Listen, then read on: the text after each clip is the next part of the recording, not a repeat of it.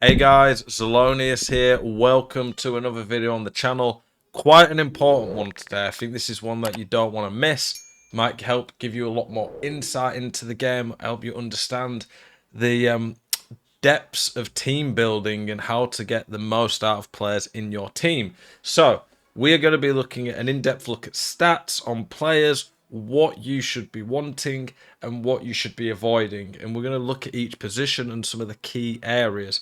We'll look at traits and things like weak foot skill moves, of course, in particular. Those are very important. But it'll probably give you a bit more insight to what I value. Top level players might have slightly differing opinions on this, but there are some that are just, without question, everyone will agree on it. For example, a 1-star weak foot would make a player unusable in attack. You could have a 99 everything attacker, and if you had a 1-star weak foot, he probably wouldn't be used at top level. That's how important it is. But yeah, it'll probably help you understand a little bit more on tier list reviews, how I rank players. There is, of course, an element of you have to try a player out in game. There are some things such as body types that you can't just look and see. Like, you have to test players out a little bit for that, but for the most part you can have a very good understanding of a player purely from looking at his stats, in my opinion. So yeah, let's get into it. So we're going to start with keepers. For keepers, the main thing I want, other than just a decent all-round stats, is height. Anybody under 6'2" is going to be a liability, in my opinion. I think that in real life, 6 foot you could probably get away with, but in real life, smaller keepers do benefit that they can get down low a lot easier than a taller keeper. But that doesn't seem to translate to FIFA, whereas the tall keepers just have much better reach on the game, which is fair. And they don't really have any of the cons that a big keeper should have. 6'4" plus is where I think it starts to be really noticeable. Most of the top keepers on this game, in my opinion, are pretty tall, even with the icons. Czech, Schmeichel, Van der Sar, Casillas and Yashin aren't as good, in my opinion, the smaller ones. And then the key keeping stat, I'm going to order them for you, but the key ones, in my opinion, would go number 1, reflexes, and I think that's comfortably above the others. EA don't really explain the stats, but for me, reflexes is just how quickly they react. So quick reactions on a keeper is important.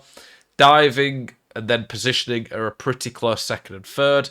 Then handling, then kicking. Speed, it can catch people like one-on-ones, but it's not vital, but you'd rather have it than not. Handling really doesn't do a lot in the game because keepers, there's certain shots, and a lot of them, that keepers just will never catch anyway. Especially players with high shot power, keepers are not going to catch them, so you don't really notice it. But yeah, keeper's pretty simple. The traits, honestly, I don't really notice them massively. Long throw's nice in the sense of it's going to help you counter-attack a little bit more, but you don't really... I wouldn't be basically not picking a keeper because of a trait.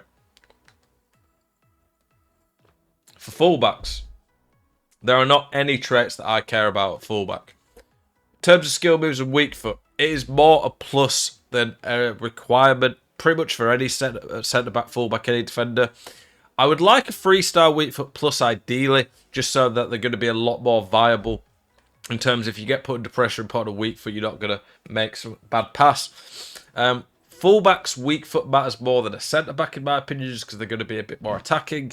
Skill moves is nice at fullback. It is pretty much irrelevant at centre-back unless you really care about ball roll scooping your opponents. Something, though, that matters a lot, and this is for every single outfield position, is pace.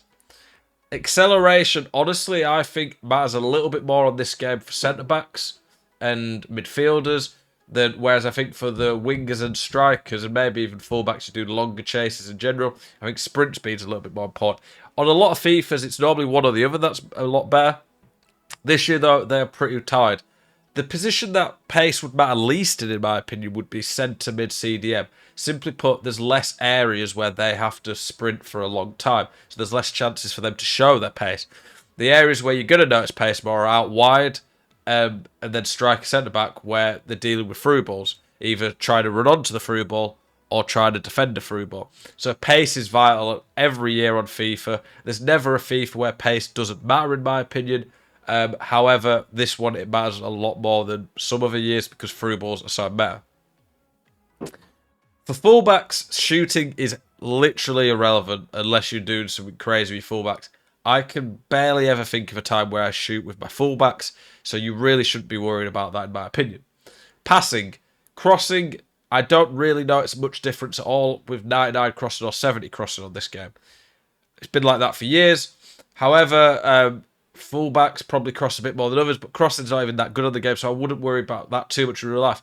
Whereas in real life, crossing is one of the most important stats for a modern day fullback. Trent Alexander-Arnold from Liverpool, probably the second best crosser in the Prem after KDB, one of the best crossers in world football. His crossing stats really good on FIFA, but I don't think it really does a lot.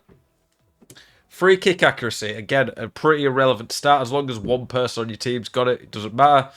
The key passing stats that you want are vision, short pass, and long pass. Vision, in my opinion, affects through balls. Short pass affects the X pass, the literal short passes. Long pass affects lob passes. And then I think vision and short pass combined for ground through balls. And then long pass and vision combined for chip through balls, in my opinion, from what I've seen on the game. Curve, I think, sure, it's a nice stat to have. I don't think it's massively noticeable. But if you've got a player who's going for a lot of crazy through balls, it's a good stat. But for fullbacks, I think they don't need crazy passing, but vision, short, and long's pretty useful. In terms of dribbling, the key ones are definitely agility, balance, and dribbling. I think dribbling's the most important out of all of them, followed by agility and then balance. Reactions is how quickly players react to loose balls.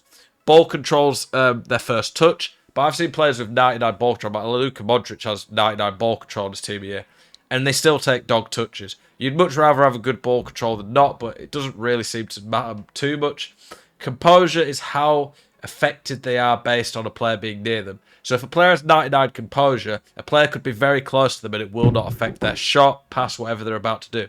If they have like 70 composure, it'll affect them quite a bit if a player's fairly close to them. Defending, the stats matter way more for centre-backs than full-backs, in my opinion. You don't notice elite defending anywhere near as much on a left-back as you would a centre-back. Standing tackle, pretty important. Defending awareness, 100% the most important stat. This affects how fast you can jockey, how effective your jockeying is. Also, just in my opinion, affects positioning. Interceptions, pretty key one as well. I think that does affect the success rate of interceptions. Heading accuracy, near irrelevant. Sliding tackle, near irrelevant. If you've had to slide, you've probably put yourself in a bad position. It's very rare that I slide. There are times when I would, but again, I don't really notice the difference between R9 sliding and Van Dijk sliding on this game. Whereas standing tackle, you do get much better animations the higher your standing tackle stat goes. For a fullback, interceptions and defending awareness would be the two ones I'd care more about, but I don't think it's that important. Jumping, very obvious. Not that important stat this year, though, whereas on FIFA 19, it was debatably the most important stat in the game, because the jumping stat, if you had 99 and you was tall, you'd win every header, and heading was OP on that game. So, stats do change year by year. Every year, of course, on FIFA, I tell you about the key stats. Stamina, obvious what it does. It's quite important this year, but not as important as some years. At fullback, where they're running up and down the pitch a lot, quite important. Strength, way more important than aggression this year, in my opinion. However, I don't think it's massively important compared to other years, where some years you needed aggression or need strength. I think it's good, but it's more of a plus. I'd rather a fullback have decent strength. Aggression, near irrelevant this year, in my opinion. I don't really notice it. So to round up fullbacks, pace, short, long pass, vision if you want to go for more through balls, agility, balance, dribbling, interceptions, defending awareness, strength, stamina. That's what you're looking for a fullback.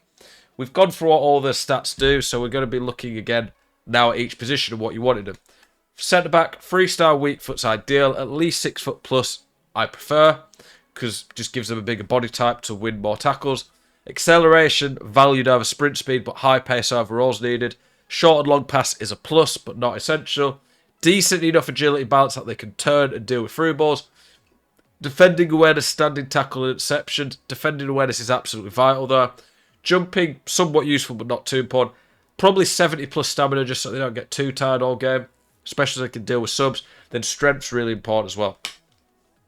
For a CDM, so it depends based on if you're using a defensive minded or more attacking minded. The key stats for CDM, I want at least 4-star weak foot on a midfielder. Skill moves doesn't matter too much to me unless they're a more attacking one. But 4-star plus is really useful, makes them a lot more versatile in the midfield and be able to deal with pressure a lot more. Pace is still important. For a more defensive-minded CDM, he's not going to get forward. He's going to sit back and anchor your team. Shooting's near irrelevant. Vision, short, and long passing are the key passing stats for any player. Agility, balance, dribbling, important. Ball control, composure is probably quite nice just to deal with the press in the middle. Interception, defending awareness, and then stamina and strength. For a more attack-minded CDM, centre mid who gets forward a bit, interceptions, defending awareness still nice, but not as essential. Stamina is quite important because they're getting up and down. Strength still nice. Being able to be good on the ball, so agility, balance, dribbling, very important. Vision, short, and long pass. Then finishing and shot power, you probably want 80 plus because they're going to be shooting a bit more. Good pace. And then you want 4-star at least. Obviously, the higher the better. For wingers, so I'm trying to think of one. Bale, Adama's a good example of winger. Winger, pace is probably the most important of any of the attacking positions. Agility, balance, dribbling. Good strength's actually quite nice. If you can get a winger with high strength, a lot of fullbacks don't have really good strength outside the very best ones. You can bully them a bit more. Passing is nice at wing, just to be able to assist and build up play a bit more, but it's not essential. But you'd want short, vision, and long. Finishing, shot pass, still important when you get shot. And then, of course, high pace. I don't care about weak foot as much out wide. It's a bit more important at the start of the year. At the start of the year, you could use outside the foots a lot. Whereas this, now that's not as viable, you do need weak foot skill moves more. Finesse shot and outside the foot shot traits are decent, but there's not many key traits really anymore in the game. For striker, I really want at this point of the game 5-star. There's enough options right now that you should be able to get 5-star players. If not, I would want at least one 5-star. High pace is important. Finishing, shot power. I think attack positioning definitely matters more so at striker than wing. Makes them make better runs. Long shots near irrelevant on the game. Vision, short pass probably matter more for a striker. Long pass, you're not going to be doing too many of them. Agility, ball control, dribbling, balance. I think all the dribbling stats are pretty relevant for a striker. Composure more than other positions because you're going to have defenders near you, so you don't want to miss an easy chance because of that. Heading, maybe a little bit more important than other positions, but I don't think it matters too much. Then strength, stamina. I think we've rounded up all the positions there. So avoid some of the key ones to avoid are strikers without good finishing, strikers with bad weak foot skill moves, slow players in any position, defenders with bad defending awareness, small keepers. I think you get it based on what we've talked about more. Appreciate you guys watching this video. Hope you've enjoyed it. Appreciate the support of the channel as always. Keep it spicy. See you guys in the next one. Peace.